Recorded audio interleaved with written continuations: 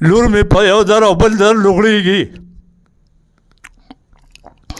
او چا سره د سواس نشته چا دا ونه وی چې دا ولې دغه کچکونې تاسو وینئ او تاسو پې تېرېږئ را تېرېږئ مشرانو ناظمانو اعوذ بالله من الشیطان الرجیم بسم الله الرحمن الرحیم زه د بټګرام اخترګل ما او د بټګرام اوسېدونکی ما تاسو ټولو علاقې ته دا پته ده چې دا ځای ما په ډېره سختۍ سره پیدا کړی دی او نن تاسو ته هم پته ده چې زما 2 زامن او 4 لوڼه دي نن موجوده وخت کې ما یو 2 یتیمانو سره ښه کړي او تقریبا 2 لکه روپۍ مې پرې لګولې وې او 15 لکه روپۍ مې ولا د حکومت نه د کراچۍ نه راوړې وې او یو مې ولا پنسن وکړو 9 لکه روپۍ د هغې واخیستې او 18 میاشتې مې ځان سره وساتل نن هغه هلکان راوچت شو او زما په دوکانونو او زما په کورې قبضه کړې ده او تماشې یې په کونه تړلې دي زه تاسو ته رونو خواست کوم چې دا کسان تاسو مولا په دې سترګو کې شګې واچوئ چې هلکه تاسو پاسئ او ورک شئ تاسو ته پته ده چې نن 40 ورځې وړاندې دا ډزې په موږ باندې هم دې هلکانو وکړې او موږ ترې نه پاڅېدو زه د بټګرام تاڼې ته رالم زه ډېره شکریا د بټګرام د تاڼې ادا کوم چې ما په دې 2 کسانو په سید او په احمد باندې پایار وکړو او هغه یا د شپارخ په ذریعه او یا په هر طریقه شي خو هغه راپورټ زما قبول نشو زما د زامنو مطابق ما وی چې دا پدیم کوم خو پدی کوم چې دا کار ما ته ټول دی هلکانو وران کړی دی د یو سید نوم دی او د بل احمد نوم دی دا د سریخ د پرویز خان زامن دي زما د دغه ځای د ناظم نه د دغه ځای د مشرانو نه دا تمه ده چې دی راشي او دوی دې کسانو ته ووایي چې مهرباني وکړئ د دې ځای نه پاسئ او د تماچې په کونه کې ومنډئ او لرې شئ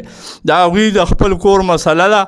او د خپل کور مسله به په خپله ټیک کوي زه حکومت ته هم دا خواست کوم چې مهرباني وکړئ چې تاسو ته په خوا کې بدماشان ناست دي او وسله په لاس دي او دوکانونه بند دي کور زه سپینګیري سړی یم زه د یو بل په در لوغړېږم زما ښځه د یو در په یو در او په بل در لوغړېږي لور مې په یو در او بل در لوغړېږي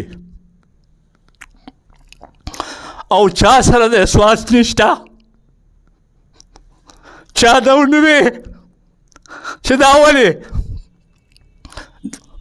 دغه کچکونې تاسو وینئ او تاسو پې تېرېږئ را تېرېږئ مشرانو ناظمانو او د کلي سپینګیرو ځوانانو دا کوم حل چې ما سره وشو دا د خدای یو کافر سره هم نه کوي زه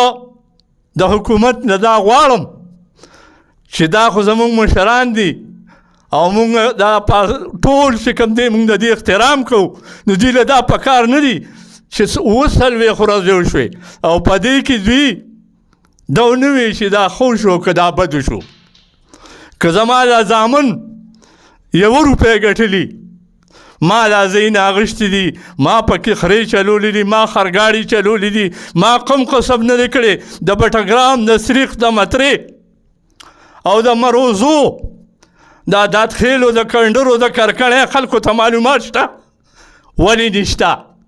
خو صرف سترګې پټې کړي دي زما وروڼو سترګې مه پټوئ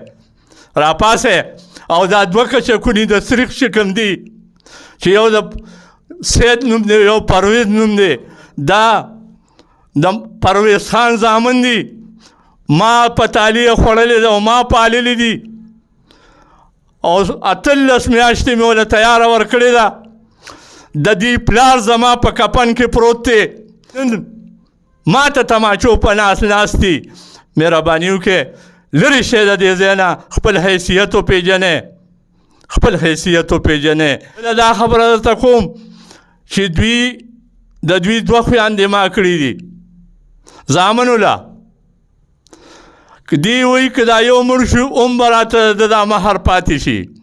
او که دا بل مړ شي هم به راته د دا مهر پاتې شي ولې چې ځای قیمتي دی ځای ډېر قیمتي دی دې اوږده سترګو چې دا ما پاللي وو نن ما ته ازغي جوړ شو مهرباني وکړئ چې د دې ځای نه پاسې او ښه کار نه دی نقصان زما زامنو ته ورسېد نو زما به سید او احمد ځای وي او د هغوی د خیره بچي شته ځای به هغوی ته پاتې شي او ستاسو به د مرګه پاتې کړم پاسې اجرتي قاتلانو دا سید چې دی دا د اجرتي قاتلانو ملګری دی دا ډېر غلط انسان دی شرم